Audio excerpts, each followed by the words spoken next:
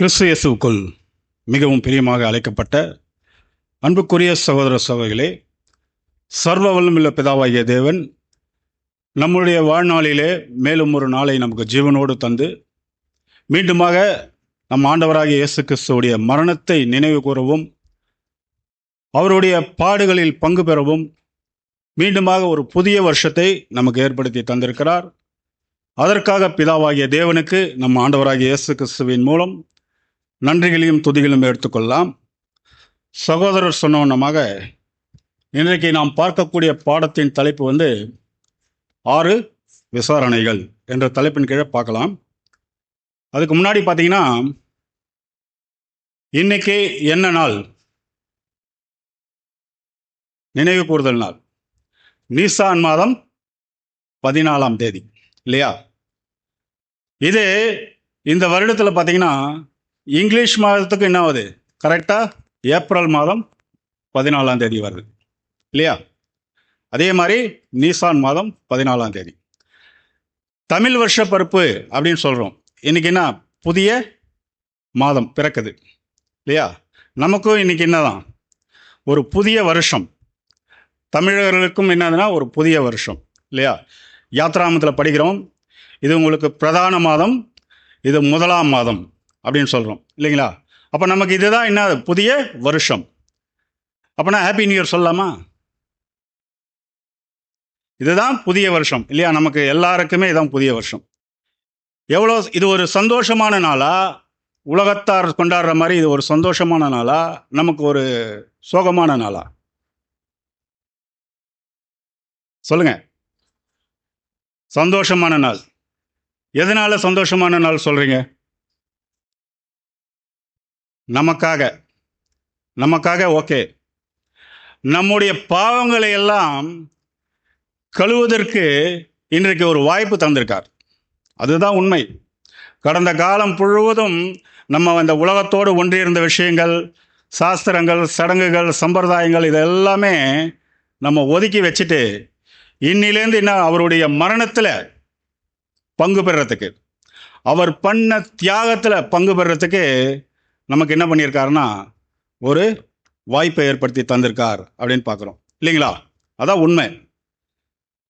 அதன் அடிப்படையில் பார்த்தீங்கன்னா, நம்ம ஆண்டவராக இயேசு கிறிஸ்து இன்றைக்கு சாயங்காலம் என்ன பண்ண போகிறாரு? அடிக்கப்பட போகிறார். அதற்கு முன்னாடி பார்த்தீங்கன்னா அவர் எந்த அளவுக்கு அவர் சோதனைக்குள்ளே போயிட்டு வந்தார் அப்படின்னு பார்க்குறோம். அவர் சோதனையில் போடுறாருன்னா யாருக்கு இப்போ சோதனைக்காக போயிருக்காருன்னு பார்த்தீங்கன்னா, முதல் நமக்காக, அதற்கப்புறம் ஒட்டுமொத்த உலக ஜனங்களுக்காக. அப்போ அவர் ஒவ்வொரு விசாரணையும் நமக்கு என்ன இருக்கு? ஒரு பாடம் இருக்கு. அவர் தான் போயிட்டு வந்தாருன்னு நம்ம இருக்கக்கூடாது. அவருடைய பாடுகளில் பங்கு பெறுறவங்க தான் பாக்கியவானுங்களா இருப்போம். இல்லைன்னா நம்ம ஏதோ வந்தோம், ஒரு பந்தியை அனுசரிச்சுட்டு போனோம் என்ற மாதிரி தான் இருக்குமே தவிர இதில் எந்த ஒரு முன்னேற்றமும் இருக்காது இல்லையா? அந்த 6 விசாரணையில் அவர் எந்தெந்த ஒரு வகையில் போயிட்டு வந்தார் அப்படின்னு பார்க்குறோம். கெத்செமனே தோட்டத்துக்கு அப்புறம் அவருக்கு ஏற்பட்ட அனுபவங்களை குறித்து தான் இந்த பாடத்தில் நம்ம என்ன பண்ண போகிறோம், பார்க்க போகிறோம் அப்படின்னு பார்க்குறோம். இது எப்போ ஆரம்பிக்குதுன்னு பார்த்தீங்கன்னா நீசான் மாதம் 14ஆம் தேதி இல்லையா? நம்ம ஆண்டவராக இயேசு கிறிஸ்துக்கு 2 விதமான விசாரணைகள் நடைபெறுது. ஒன்று மத சம்பந்தப்பட்ட விசாரணை, மற்றொன்று பார்த்தீங்கன்னா பொது விசாரணை நடக்குது. மத சம்பந்தப்பட்ட விசாரணை பார்த்தீங்கன்னா மத தலைவர்கள், அதாவது பிரதான ஆசாரியனாக அண்ணா, காய்பா மற்றும் ஆலோசனை சங்கத்தார் மூலயமாக இந்த விசாரணை என்ன பண்ணுது நடைபெறுது. ரெண்டாவது பொது விசாரணை பார்த்தீங்கன்னா பிலாத்து மற்றும் ஏரோது ராஜா மூலமாக ரெண்டாவது கட்ட விசாரணை 3 கட்டங்களாக நடைபெறுது அப்படின்னு பார்க்குறோம். அது மாத்திரமல்ல, இந்த விசாரணையெல்லாம் நடக்கும்போது எல்லா விஷயங்களுமே நம்ம ஆண்டவராக இயேசு கிறிஸ்துவுடைய கண்ட்ரோலில் தான் இருக்குது. யார்கிட்ட என்ன பேசணும், எப்படி பேசணும், எப்படி நடந்துக்கணும், எந்த இடத்துல பேசணும், எந்த இடத்துல அமைதியாக இருக்கணும், இந்த விஷயங்கள்லாம் இவருடைய கண்ட்ரோலில் தான் இருக்குது. இவர் சில இடத்துல பேச சொன்னால் கூட என்ன பண்ணுவார்? அமைதியாக இருப்பார். சில இடத்துல இவரே அவங்களுக்கு வாய்ப்பை ஏற்படுத்தி தருவார். அதுதான் ஒரு ஆச்சரியமா இருக்கு இல்லைங்களா?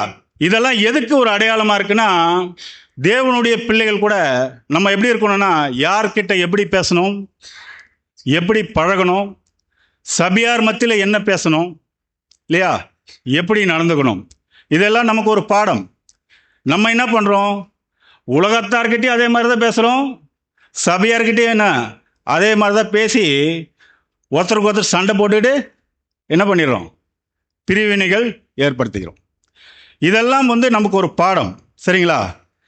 அதனால தான் நம்ம ஆண்டவராக இயேசு கிறிஸ்துவுடைய கண்ட்ரோல். அதனால தான் பவுல் சொல்கிறாரு, நீங்கள் எல்லாம் எப்படி இருங்க, தெளிந்த புத்தி உள்ளவர்களாக இருங்க, பகுத்தறியவர்களாக இருங்க.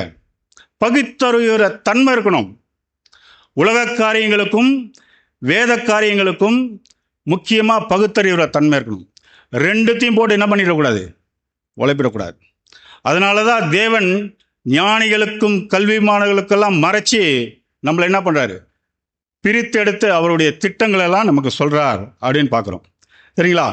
இந்த பஸ்கா நடக்கக்கூடிய டைம் என்னன்னு பார்த்தீங்கன்னா, நைட்டு 8 மணிலேருந்து 10 மணி வரைக்கும்.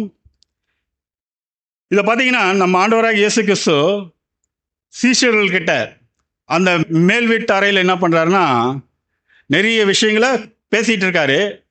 14ஆம் அதிகாரம், யோவான் 14ஆம் அதிகாரத்திலேருந்து 17ஆம் அதிகாரம் வரைக்கும் அவர் என்னென்ன பேச போகிறார், என்ன எல்லா விஷயங்களும் என்ன இருக்குன்னா அதில் ரெக்கார்டாக இருக்கு அப்படின்னு பார்க்குறோம். அந்த மேல் வீட்டு அறையில் பார்த்தீங்கன்னா முக்கியமான ஆறுதலான விஷயம் என்ன சொல்கிறார் அப்படின்னு பார்த்தீங்கன்னா, வாசிக்கலாம். யோவான் 14ஆம் அதிகாரம் 3ஆம் வசனம். நான் போய் உங்களுக்காக ஸ்தலத்தை ஆயத்தம் பண்ணின பின்பு நான் இருக்கிற இடத்திலே நீங்களும் இருக்கும்படி நான் மறுபடியும் வந்து உங்களை என்னிடத்தில் சேர்த்து கொள்ளுவேன். ஏற்கனவே ஒரு சீஷர்கள்கிட்ட எல்லாம் சொல்லியிருக்காரு, என்னை கொன்னுடுவாங்க, ஆனாலும் 3ஆம் நாள் என்ன பண்ணிடுவேன், உயிர் தெழுந்து போயிடுவேன். அதெல்லாம் சொன்ன உடனே அவங்களுக்கு எவ்வளோ கஷ்டமாக இருக்கும். ஏன்னா இவரை தான் நம்பிட்டு இருக்காங்க. இவர் விட்டுட்டு போயிட்டாருன்னா நம்மளுடைய நிலைமை என்ன? அதனால் அவங்களுக்கு ஒரு ஆறுதலான விஷயம் சொல்கிறாரு, நீங்கள் கவலைப்படாதீங்க, நான் போயிட்டு உங்களுக்கு ஒரு இடத்த ரெடி பண்ணிவிட்டு உங்களை கூட்டிகிட்டு போகிறேன் அப்படின்னு ஒரு ஆறுதலான விஷயம்லாம் பேசுகிறாரு. 15ஆம் அதிகாரம் முதல் 17ஆம் அதிகாரம் வரைக்கும் பார்த்தீங்கன்னா, அந்த கெத்செமனே தோட்டத்துக்கு போகிற வழியிலேயே பேசிட்டு போகிறாரு. அங்கே என்ன பேசிட்டு போகிறாருன்னா, இந்த திராட்சை செடியை குறித்து ஊமையெல்லாம் பேசிட்டு போகிறாரு.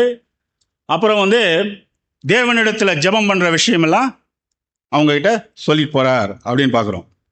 கிட்டக்கிட்ட பார்த்தீங்கன்னா அந்த மேல் வீட்டு அறைக்கும் கெத்செமனே தோட்டத்துக்கும் பார்த்தீங்கன்னா 1/2 hour பிரயாணம் பண்ணக்கூடிய ஒரு டிஸ்டன்ஸ். அந்த டைமில் தான் இதெல்லாம் பேசிட்டு போகிறாரு. பேசிட்டு போகும்போது இந்த வசனத்தோட வாசிக்கலாம். யோவான் 18:1. இயேசு இவைகளை சொன்ன பின்பு தம்முடைய சீஷருடனே கூட கெதரோன் என்னும் ஆற்றுக்கு அப்புறம் போனார். அங்கே ஒரு தோட்டம் இருந்தது, அதிலே அவரும் அவருடைய சீஷரும் பிரவேசித்தார்கள். பாத்தீங்களா, இந்த தோட்டத்துக்குள்ள என்ன வராங்கன்னா எல்லாருமே என்ட்ரா வராங்க. என்ட்ரா ஆகும்போது இவரை பிடிக்கிற டைம் என்னன்னு பார்த்தீங்கன்னா, என்ன டைம்ல பிடிச்சாங்க அவரை?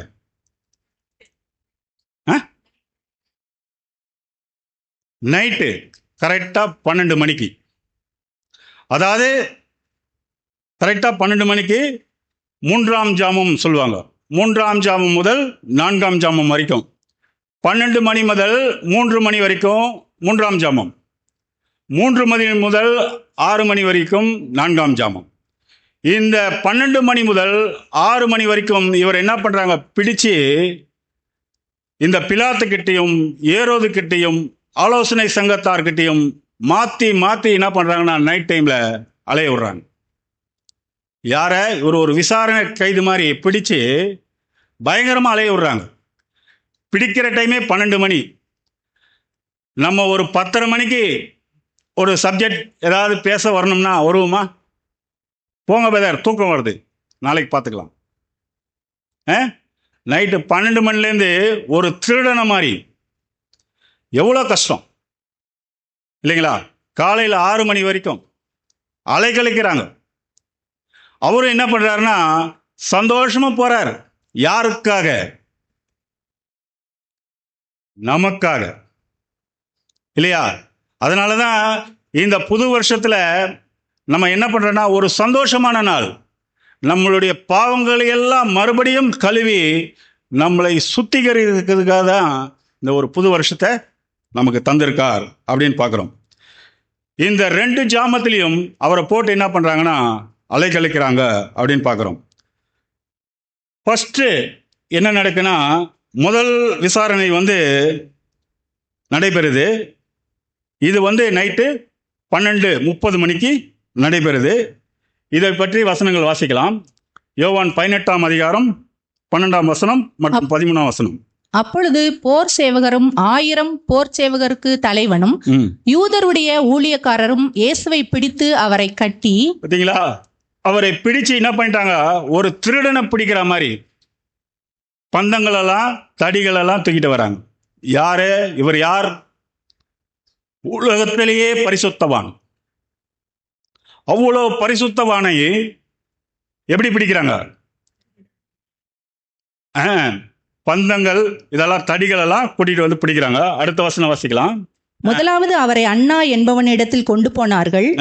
அவன் அந்த வருஷத்து பிரதான ஆசாரியனாகிய காய்பாவுக்கு மாமனாயிருந்தான். பாத்தீங்களா, முதலாவது அண்ணா என்பவனிடத்தில் கொண்டு போனார்கள். அவன் அந்த வருஷத்திலே பிரதான ஆசாரியனாக காய்பாய்க்கு மாமனாயிருந்தான். இதை கூட லூக்கா 3ஆம் அதிகாரம் 2ஆம் வசனத்துல வாசிக்கலாம். லூக்கா 3ஆம் அதிகாரம் 2ஆம் வசனம். அண்ணாவும் காய்பாவும் பிரதான ஆசாரியராயும் இருந்த காலத்தில், பாத்தீங்களா, அவங்க ரெண்டு பேருமே ரிலேஷனா இருக்காங்க. அந்த காலத்துல தான் இவர் என்னவா இருக்காருன்னா, அண்ணா எப்படி இருக்காருன்னா அவருக்கு மாமனா இருந்தார், காய்பாவுக்கு மாமனா இருந்தார் அப்படின்னு சொல்லப்பட்டிருக்கு. அப்போ காய்பா தான் அந்த வருஷத்துக்கு பிரதான ஆசாரியனா இருக்காரு.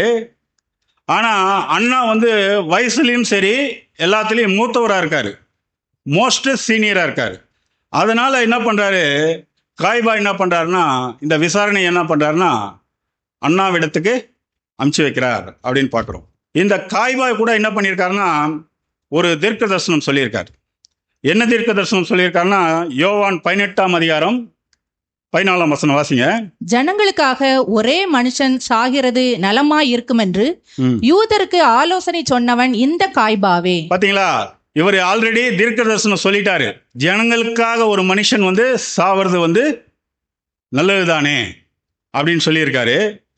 சில நேரங்களில் பார்த்தீங்களா, தேவன் தகுதி இல்லாதவங்களை வச்சு கூட என்ன பண்ணுவார், அவருடைய திட்டத்தை நிறைவேற்றுவார் இல்லையா?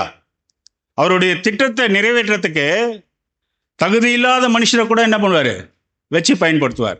இப்போ நமக்கெல்லாம் தகுதி இருக்கா? சொல்லுங்க. எதுவுமே சொல்ல முடியல. பார்த்தீங்களா, தேவன் நம்மளையும் பயன்படுத்துறார். ஆனால் உண்மையாகவே அவர் மாம்சத்தை புசித்து அவருடைய இரத்தத்தை பானம் பண்ணி அந்த தியாகமான வாழ்க்கை வாழ்ந்தோம்னா நாம் தகுதியுள்ள பிள்ளைகளாக இருப்போம்.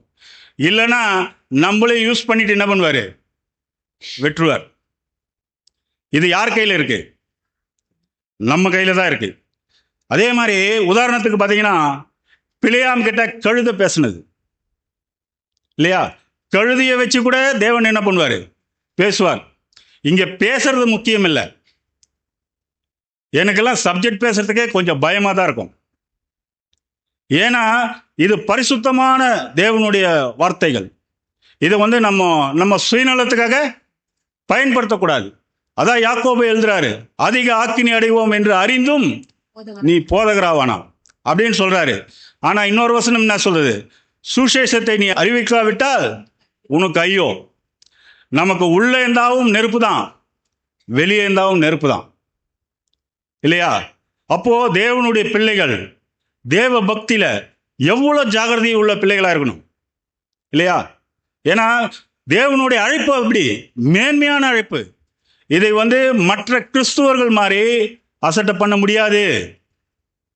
அதுதான் ரொம்ப முக்கியமான விஷயம்.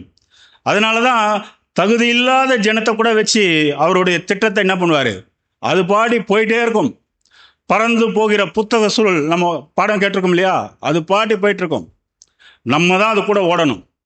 நமக்காகலாம் அது ஒரு நிமிஷம் கூட தாமதிக்காது. சரிங்களா? இந்த விசாரணை அண்ணா பிரதான ஆசாரியன் கிறிஸ்துவிடம் என்ன பண்றாரு, அவரை பற்றிய விஷயங்கள் எல்லாம் அவருடைய சீஷர்கள் கிட்ட என்ன பண்றாரு, கேட்கிறார். இவர் என்ன போதனை பண்ணார், எப்படி பண்ணார், இதெல்லாம் கேட்குறாரு. ஆனால் இயேசு கிறிஸ்து இவருடைய நம்பகத்தன்மை, குள்ளநரித்தனத்தெல்லாம் புரிஞ்சுட்டு அதுக்கேற்ற மாதிரி என்ன பண்ணுறாரு, பதில் சொல்கிறார். ஏன்னா இவரே அந்த விசாரணைக்கு என்ன பண்ணுறாருன்னா ஏற்படுத்தி தரார். ஏன்னா இன்னைக்கு சாயங்காலத்துக்குள்ள அவர் என்ன பண்ணணும், மறிக்கணும். அதுதான் தேவனுடைய திட்டம். அந்த டைம் என்ன பண்ணுறாருன்னா பார்த்துட்டே இருக்கார்.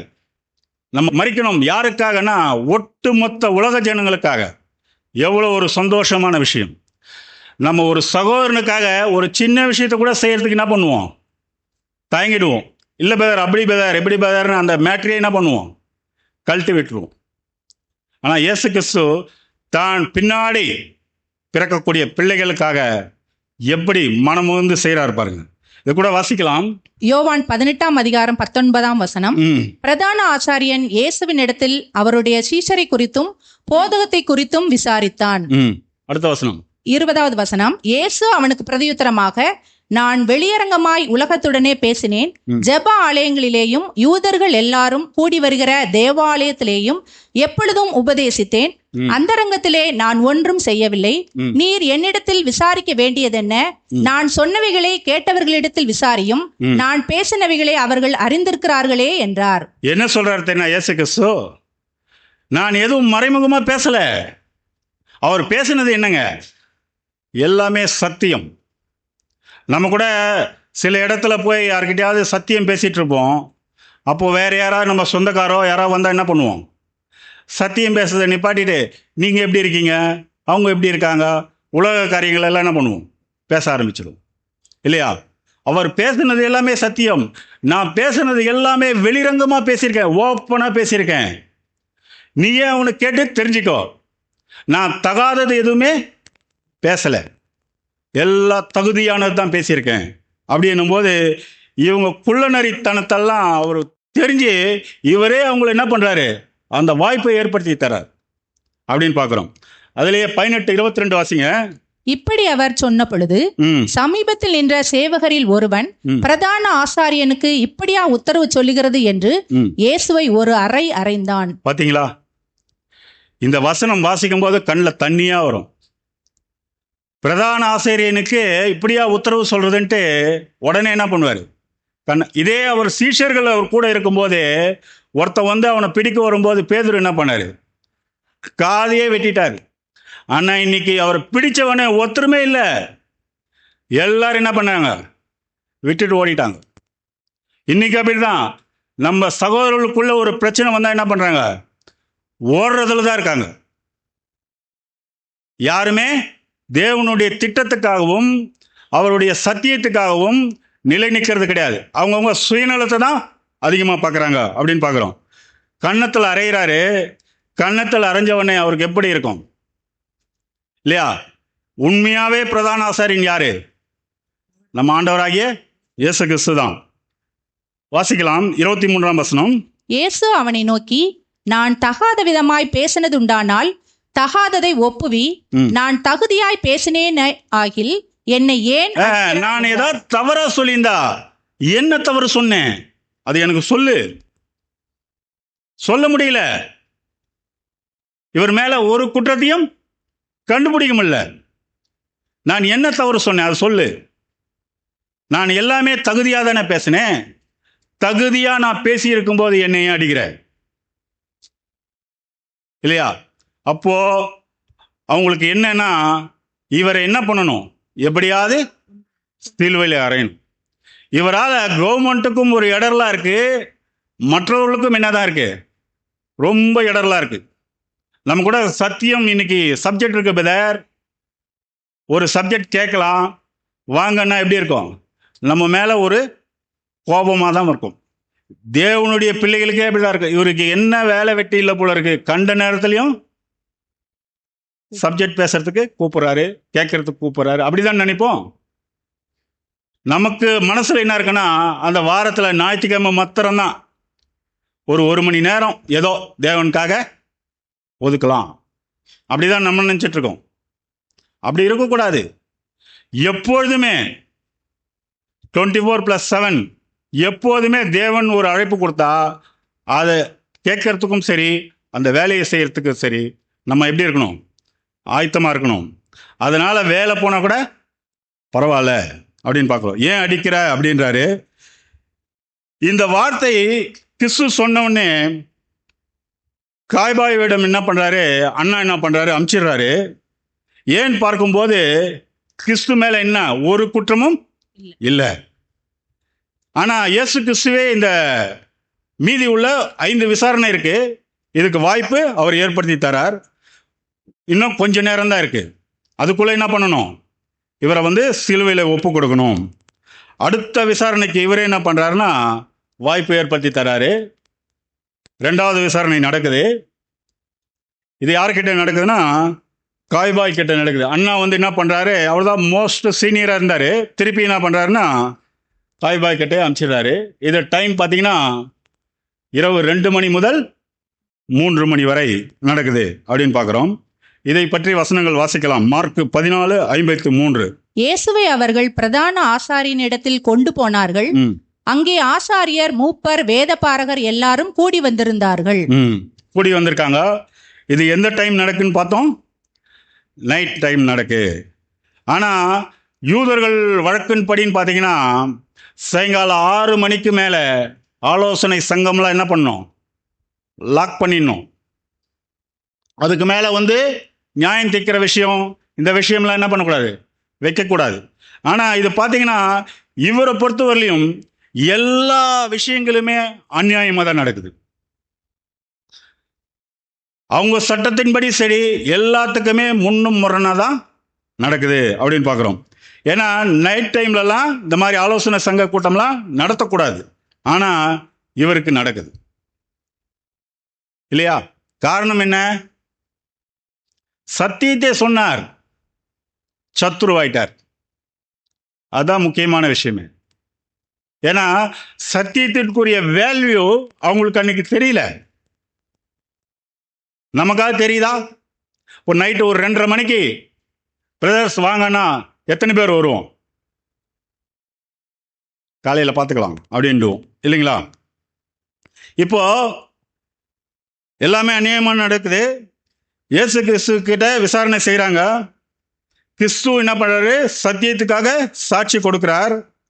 அந்த சாட்சியை வச்சே என்ன பண்ணுறாங்க, அந்த சாட்சியில் ஏதாவது குற்றம் இருக்கா அப்படின்னு கண்டுபிடிக்கிறாங்க. இந்த வசனம் கூட வாசிக்கலாம். மார்க் 14:60.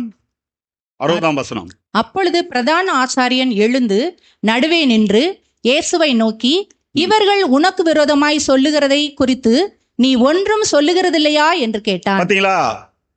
இவங்க இவ்வளோ சொல்றாங்களே, நீ ஒண்ணுமே சொல்லாம அமைதியா இருக்கியே. அடுத்த வசனம். அவரோ ஒரு உத்தரவும் சொல்லாமல் பேசாதிருந்தார். மறுபடியும் பிரதான ஆசாரியன் அவரை நோக்கி, நீ ஸ்தோத்தரிக்கப்பட்ட தேவனுடைய குமாரனாகிய கிறிஸ்து தானா என்று கேட்டார். பாத்தீங்களா? தூண்டி விடுறாங்க. இவரும் என்ன பண்றாரு? அடுத்த விசாரணைக்கு கூட்டிட்டு போறாரு. இவர் தான் 6 விசாரணைக்கு என்ன பண்றாரு? அவங்கள கூட்டிட்டு போறாரு. அவங்களுக்கு என்ன கண்டுபிடிக்கிறதுன்னு தெரியல. அந்த மாதிரி ஒரு சூழ்நிலை இருக்கு. அடுத்த வசனம் வாசிங்க. 62. அதற்கு இயேசு, நான் அவர்தான். மனுஷகுமாரன் சர்வ வல்லவரின் வலது பார்சத்தில் வீற்றிருப்பதையும் வானத்தின் மேகங்கள் மேல் வருவதையும் நீங்கள் காண்பீர்கள் என்றார். இது சொன்ன உடனே இவர் ஒரு கைதியா நிற்கிறாரு. காய்பாக்கு எப்படி இருக்கும்? மனுஷகுமாரன் சர்வ வல்லவருடைய வலது பாஸ்டில் வீற்றிருப்பார். மேகங்கள் மேல் நீ வருவதை நீ காண்பேன்னொடனே இவரே நம்ம கிட்ட கைதியா இருக்காரு. அவருக்கு எப்படி தோணும் சொல்லி பாருங்க. பயங்கரமா என்ன பண்றாரு? உடனே என்ன பண்றாரு? சட்டையெல்லாம் என்ன பண்றாருன்னா வாசிங்க. பிரதான ஆசாரியன் இதை கேட்டவுடனே தன் வஸ்திரங்களை கிழித்து கொண்டு, இனி சாட்சிகள் நமக்கு வேண்டியது என்ன? சாட்சிகள் வேண்டியது என்ன? தேவ தூஷணத்தை கேட்டீர்களே, உங்களுக்கு என்னமாய் தோன்றுகிறது என்றான். அதற்கு அவர்கள் எல்லாரும், இவன் மரணத்துக்கு பாத்திரனா இருக்கிறான் என்று தீர்மானம் பண்ணினார்கள். வேற ஒண்ணுமில்ல, இவர் மரணத்துக்கு பாத்திரனா இருக்காரு. அதனாலதான் என்ன பண்றாரு? இப்படி எல்லாம் சொல்றார்.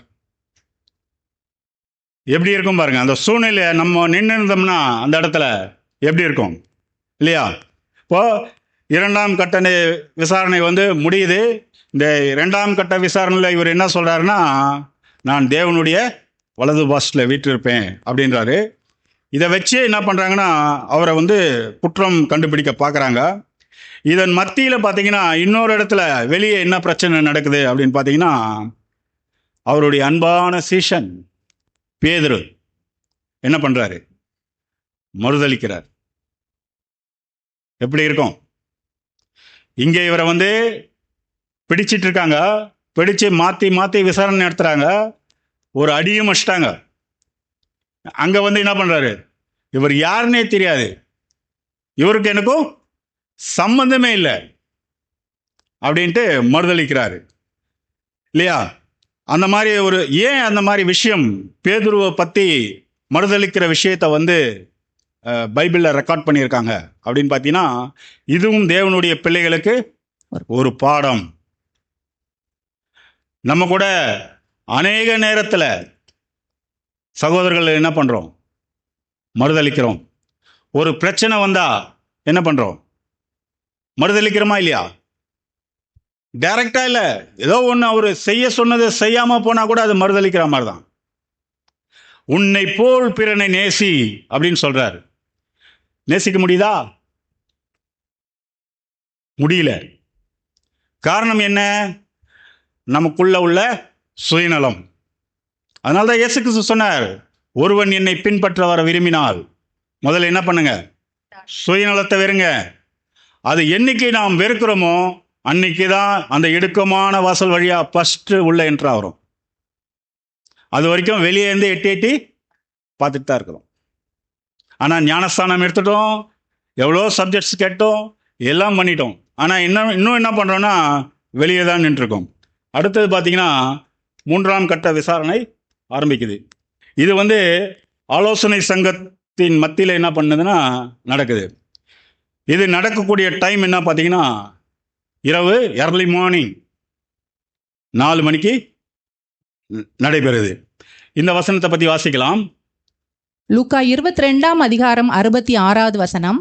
விடியற்காலமான போது ஜனத்தின் மூப்பரும் பிரதான ஆசாரியரும் வேத பாரகரும் கூடி வந்து தங்கள் ஆலோசனை சங்கத்தில் அவரை கொண்டு வந்து நிறுத்தி,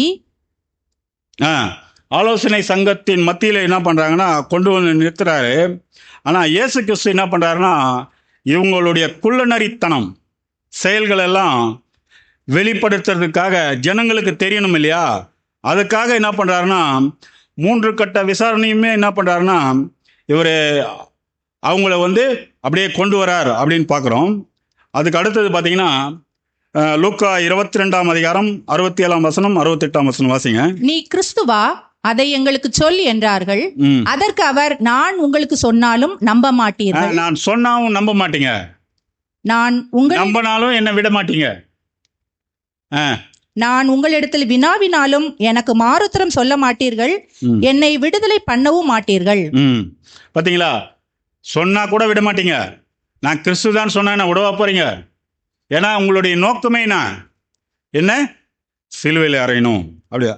அதனால தான் இந்த சூழ்நிலைக்கு தகுந்த மாதிரி அவர் நேரத்தை வந்து வேஸ்ட் பண்ணவே இல்லை. அவர் வந்து அடுத்த கட்டத்துக்கு போகணுன்றதுலையே எந்த இடத்துல பேசணும், எந்த இடத்துல பேசக்கூடாது, பேச வேண்டிய இடத்துல என்ன பண்ணுறாரு? பேசிடுறாரு. பேசக்கூடாத இடத்துல இவருக்கு ஃபேவராக செய்யும்போது என்ன பண்ணுறாருன்னா அமைதியாக இருக்கார். இவருக்கு எதிர்த்து பேசும்போது இவரே என்ன பண்ணுறாரு? அவங்கள பேச விடுறார், இவரும் பேசுகிறார். அப்போ தான் அவங்களுக்கு கோபம் வரும், அடுத்த கட்ட விசாரணைக்கு கொண்டு போக முடியும் அப்படின்னு பார்க்குறோம். எந்த டைமையும் அவர் என்ன பண்ணலாம்? வேஸ்ட் பண்ணல அப்படின்னு பார்க்குறோம்.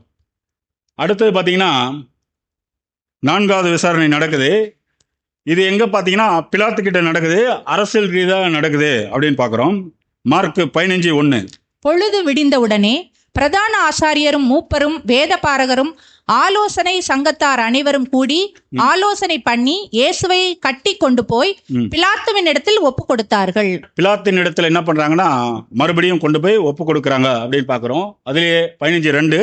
பிலாத்து அவரை நோக்கி, நீ யூதருடைய ராஜாவா என்று கேட்டான். அதற்கு அவர், நீர் சொல்லுகிறபடிதான் என்றார். பிலாத்துக்கு ரொம்ப பயமாயி போச்சு. எப்போ இவரை பார்த்தாலும் நீ யூதனுடைய ராஜாவா ராஜாவா ராஜாவான்னு 6 முறை கேட்குறார். ஏன் இத்தனை முறை அவரை கேட்கணும்? அவர் ஒய்ஃப் என்ன பண்ணியிருக்காங்கன்னா ஆல்ரெடி சொல்லி வச்சிருக்காங்க, இந்த நீதிமானை ஒன்றும் பண்ணிடாத, இவர் மித்தமா நான் கனவுல என்ன பண்ணேன், படாத பாடுபட்டேன் அப்படின்னும் போது இந்த பிலாத்துக்கு இவர் எப்படியாவது என்ன பண்ணலாம், ரிலீஸ் பண்ணுறதுலையே இருக்காரு. ஆனால் ஜனங்க விட மாட்டேங்கிறார். ஜனங்க ஆலோசனை சங்கத்தார், அந்த பரிசெயர் சதிசெயர்லாம் என்ன பண்ணுறாங்க, தூண்டி விட்டுட்டே இருக்காங்க. அப்போது இவர் என்னதான் ராஜாவாக இருந்தாலும் ஜனங்க இவ்வளோ பேர் சூழ்ந்திருக்கும்போது என்ன பண்ண முடியும்? ஒன்றும் பண்ண முடியாது. இவர் என்னதான் பவர் வச்சிருந்தாலும் அந்த இடத்துல அவரால் ஒன்றுமே பண்ண முடியல அப்படின்னு பார்க்குறோம். யோவான் 18:28 வாசிங்க. அவர்கள் காய்பாவின் இடத்திலிருந்து இயேசுவை தேசாதிபதியின் அரண்மனைக்கு கொண்டு போனார்கள். அப்பொழுது விடியற்காலம் ஆயிருந்தது. தீட்டுப்படாமல் பஸ்காவை புசிக்கத்தக்கதாக அவர்கள் தேசாதிபதியின் அரண்மனைக்குள் பிரவேசியாதிருந்தார்கள். அடுத்த வசனம். ஆதலால் பிலாத்து அவர்களிடத்தில் வெளியே வந்து, இந்த மனுஷன் மேல் என்ன குற்றம் சாட்டுகிறீர்கள் என்றான். கூட்டு வந்தது இவர்கிட்ட, இவர் தான் தீர்ப்பு சொல்லணும். ஆனா இவர் என்ன பண்றாரு, அவங்க கிட்டே கேட்கிறாரு, என்ன குற்றம் இவர் மேல சாட்டுறீங்க? அதற்கு அவர்கள் அவனுக்கு பிரதியுத்தரமாக, இவன் குற்றவாளியா இராவிட்டால் இவனை உம்மிடத்தில் ஒப்பு கொடுக்க மாட்டோம் என்றார்கள். ஜனங்க என்ன சொல்றாங்க, குற்றவாளியா இருக்கிறதால தான் நம்ம உங்ககிட்ட கொண்டு வந்தோம், நீ வந்து என்கிட்ட கேட்குற, நீ தான் குற்றத்தை கண்டுபிடிச்சு என்ன பண்ணணும், தீர்ப்பு கொடுக்கணும். எப்படி இருக்கு பாருங்க. பிலாத்து கழட்டி விடுறதுலேயே இருக்காரு. எப்படியாவது இவருடைய ரத்தப்பழி நமக்கு வந்துடக்கூடாது. ஏன்னா பிரச்சனை வீட்டிலேருந்து வேற ப்ரெஷர். வீட்டம்மா சொல்லிட்டா என்ன பண்ணணும், எப்பேற்பட்ட ராஜா வந்தாலும் சரண்டர் தான், இல்லைன்னா வீட்டுக்கு ஒழுங்காக வர முடியாது இல்லையா? அடுத்த வசனம். அப்பொழுது பிலாத்து அவர்களை நோக்கி, இவனை நீங்களே கொண்டு போய் உங்கள் நியாயப்பிரமாணத்தின்படி நியாயம் தீருங்கள் என்றான். அதற்கு யூதர்கள், ஒருவனையும் மரண ஆக்கினை செய்ய எங்களுக்கு அதிகாரம் இல்லை என்றார்கள். பார்த்தீங்களா, ஒருத்தருக்குமே எங்களுக்கு யாருக்குமே அதிகாரம் இல்லை, அதிகாரம் எல்லாம் உங்கள்கிட்ட தான் இருக்கு. சூழ்நிலை பாருங்க, பிலாத்துக்கு எப்படி வருது, அவரால் ஒண்ணுமே பண்ண முடியாத சூழ்நிலை. அடுத்த வசனம் 32. தாம் இன்னவிதமான மரணமாய் மரணிக்க போகிறார் என்பதை குறித்து இயேசு குறிப்பாய் சொல்லியிருந்த வார்த்தை நிறைவேறத்தக்கதாக இப்படி சொன்னார்கள். பார்த்தீங்களா, ஏற்கனவே தீர்க்க தரிசனம் வந்து அவர் கொன்னு 3ஆம் நாளில் உயிர்த்தெழுக்கப்படணும் என்ற ஒரு விஷயம் இருக்கு. அதனால அந்த தீர்க்க தரிசனம் நிறைவேறத்தக்கதாக அந்த இடத்துல அப்படி நடக்குன்னு பார்க்குறோம். 33ஆம் வசனம். அப்பொழுது பிலாத்து மறுபடியும் அரண்மனைக்குள் பிரவேசித்து இயேசுவை அழைத்து, நீ யூதருடைய ராஜாவா என்று கேட்டான். பார்த்தீங்களா, மறுபடியும் என்ன பண்றாரு, நீ யூதனுடைய ராஜாவா? ராஜா தான் சொன்னா என்ன பண்ண போறாரு, அவர்னா விடவா போறாரு? ஆனா இவருக்கு பயம். அடுத்த வசனம் 18:34. இயேசு அவனுக்கு பிரதியுத்தரமாக, நீரா இப்படி சொல்லுகிறீரோ, அல்லது மற்றவர்கள் என்னை குறித்து இப்படி உமக்கு சொன்னார்களோ என்றார். மற்றவங்க சொன்னதால நீ இப்படி சொல்றியா, இல்ல நீயே இப்படி சொல்றியா அப்படின்னு கேட்கிறாரு. 35ஆம் வசனம். பிலாத்து பிரதியுத்தரமாக, நான் யூதனா? உன் ஜனங்களும் பிரதான ஆசாரியரும் உன்னை என்னிடத்தில் ஒப்பு கொடுத்தார்கள், நீ என்ன செய்தாய் என்றான். என்ன செய்தாய் என்று கேட்கிறாரு. இயேசு அதுக்கு பிரதியுத்தரமாக, என் ராஜ்யம் இவ்வுலகத்திற்கு உரியதல்ல, என் ராஜ்யம் இவ்வுலகத்திற்கு உரியதானால் நான் யூதரிடத்தில் ஒப்பு கொடுக்கப்படாதபடிக்கு என் ஊழியக்காரர் போராடி இருப்பார்களே, இப்படி இருக்க என் ராஜ்யம் இவ்விடத்திற்கு உரியது அல்ல என்றார். யாருமே இல்ல, இருந்த ஒருத்தர் 2 பேரும் விட்டு போட்டு ஓடி போயிட்டாங்க. என்னுடைய ராஜ்யம் நீ ராஜாவான்னு கேட்டுட்டு இருக்க. நான் இங்க யூதருக்கு ராஜாவா இருந்தா என்ன பண்ணியிருப்பாங்க, எல்லாம் ரிலீஸ் பண்ணியிருப்பாங்க. என்னுடைய ராஜ்யம் இந்த பூலோகத்துக்குரியதல்ல. இந்த பூலோகத்துக்குரிய ராஜ்யம் யாருது? சாத்தானுடையது, இந்த பிரபஞ்சத்தின் தேவன். இவர்கிட்ட இருந்து அவன் புடுங்கிட்டான். இவர்தான் இந்த அண்ட சராசரங்களை எல்லாம் படைச்சது, இவர்தான் எல்லாமே செஞ்சது. ஆனா சாத்தான் என்ன பண்ணிட்டான், தன்னுடைய தந்திரத்தினால மனுக்குலத்தையே ஏமாத்திட்டான். ஏமாத்திட்டு ஒரு இடத்துல நீங்க என்னை சாஷ்டாந்தகமா பணிந்து கொண்டா இந்த ராஜ்யத்தையே உனக்கு தரேன். யாருடைய ராஜ்யத்தை யாரு கொடுக்கறது? எப்படி எந்த அளவுக்கு அவர் என்ன பண்றாரு, விட்டு கொடுத்து பிடிக்கிறார் பாருங்க, இல்லையா? என்னைக்குமே விட்டு கொடுத்தவங்க கெட்டு போனதில்லைன்னு உலகத்தாரே சொல்லுவான்.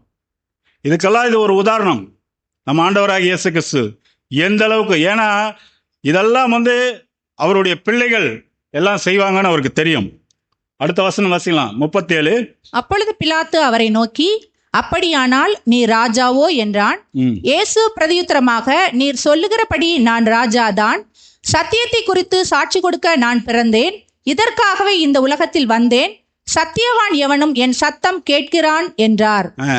சத்தியவான் எவனும் என் சத்தத்தை கேட்கிறான். அன்னைக்கு அவர் சொன்னதை கேட்கலன்னா அங்க ஒத்தருமே சத்தியவான் இல்லை. அப்படிதானே? இன்னைக்கு நாமெல்லாம் கேட்குறோமா?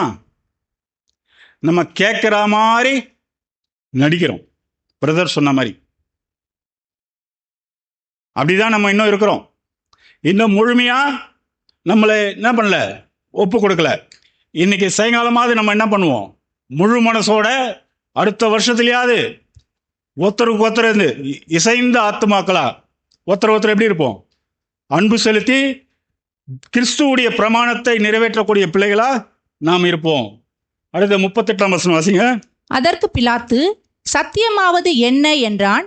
மறுபடியும் அவன் யூதர்களிடத்தில் வெளியே வந்து, நான் அவனிடத்தில் ஒரு குற்றமும் காணேன். ஒரு குற்றமும் காணேன் சொன்னவொடனே பிலாத்து இயேசு கிறிஸ்து கிட்ட 6 முறை கேட்குறாரு, 6 முறை விசாரணை நடத்துறாரு, 6 முறையும் என்ன பண்றது, யூதனுடைய ராஜாவான்னு கேட்குறாரு. எல்லாமே பதில்கள் எப்படி இருக்குன்னா, ஒரு முன்னுக்கு முரணாக தான் இவர் பதில் சொல்கிறாரு. காரணம் என்னன்னா, டைம் நெருங்கிட்டு இருக்கு, இவர் கொண்டு போய் சிலுவையில் அறையணும். ஆனால் ஜனங்கள் எல்லாம் எப்படி இருக்காங்கன்னா, இவரை எப்படியாவது சிலுவையில் அறையணும். ஏன்னா தேவனுடைய திட்டமே அதுதான். சரிங்களா?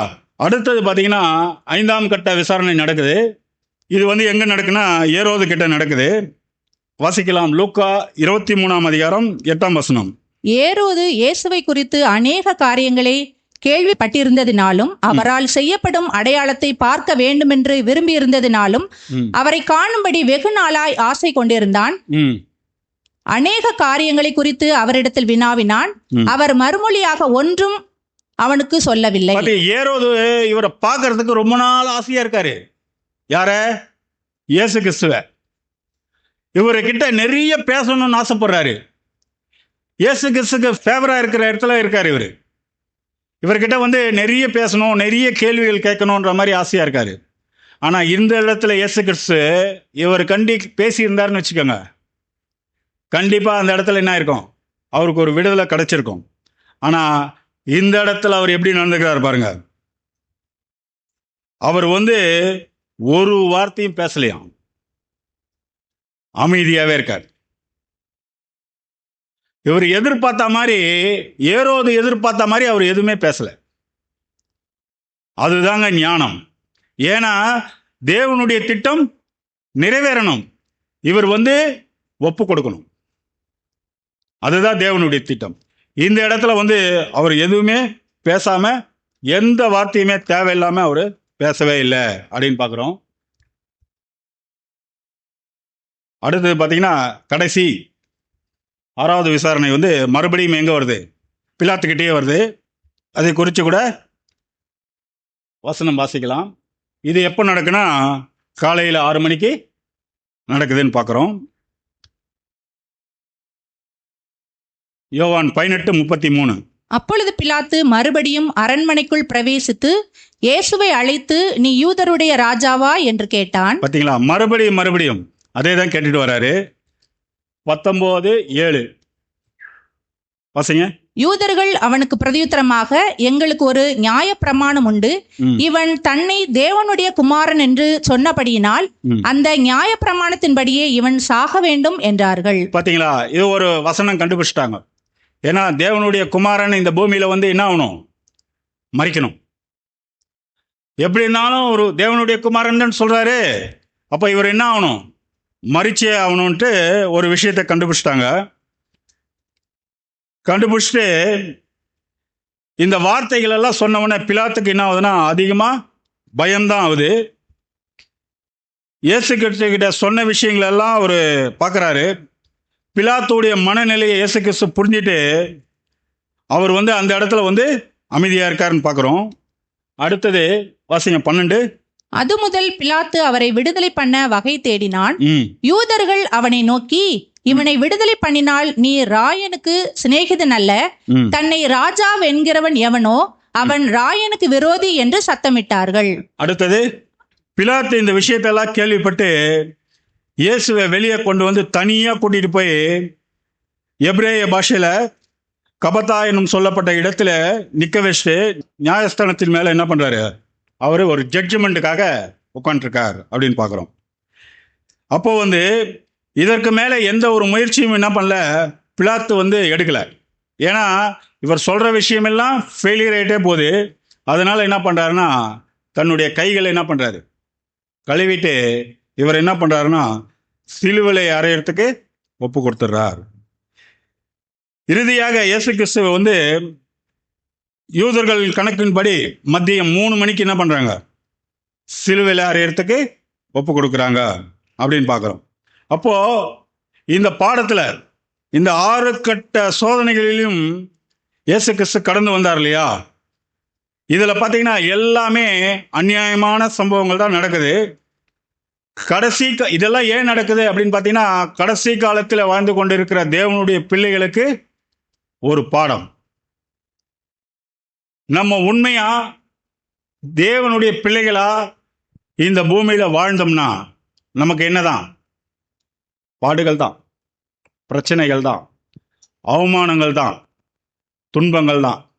மற்றவர்கள் சொல்ற மாதிரி உங்களுக்கு ஆசீர்வாதம் தான் அப்படியெல்லாம் ஏமாற்ற முடியாது. நம்ம உள்ளதை உள்ளபடி தான் சொல்ல முடியும். ஆனா அவரோடு கூட பாடுகள் பட்டாதான் அவரோடு கூட ஆளுகை செய்யணும் இல்லையா, அதுதான் உண்மை.